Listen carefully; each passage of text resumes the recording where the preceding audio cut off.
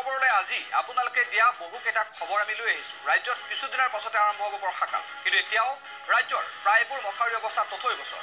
31 ডিচেম্বৰৰ ভিতৰত মথাউৰি নিৰ্মাণ কৰিবলৈ মুখ্যমন্ত্ৰী সৰ্বানন্দ সোণোৱালে নিৰ্দেশ দিছে জল সম্পদ বিভাগক। কিন্তু কি অৱস্থাত আছে ৰাজ্যৰ মথাউৰি, কেনেদৰে নিৰ্মাণ কৰিছে মথাউৰি, বেকিলৈ মথাউৰি নিৰ্মাণ কৰি থকাৰ এক দৃশ্য আমালৈ প্ৰেৰণ কৰিছে অভিজিৎ কলিতাৰ সহযোগত প্ৰেৰণ কৰিছে ইলিয়াছ ৰহমানে। মুখ্যমন্ত্ৰী মহোদয়ে চাওক এই দৃশ্য। জল সম্পদ মন্ত্ৰীয়ে লক্ষ্য কৰক এই খবৰ। নদীৰ বুকুৰ পৰাই মাটি কাটি এনেদৰে মথাউৰি নিৰ্মাণৰ নামত কিদৰে চলিছে ল'ৰা ধেমালি সেয়া চাওক।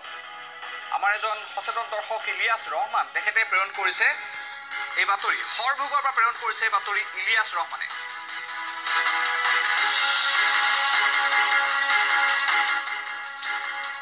আমি দৰ্শকসকলক সেই দৃশ্য সম্পৰ্কে দেখুৱাবলৈ লৈছোঁ। সম্পূৰ্ণ দৃশ্য আমি আপোনালোকক দেখুৱাবলৈ লৈছোঁ। এই দৃশ্য দেখিছে আপোনালোকে, এক্সকেভেটৰ লগাই মথাউৰি নিৰ্মাণ কৰি থকা হৈছে, কিন্তু চাওক কি ধৰণে নিৰ্মাণ কৰা হৈছে।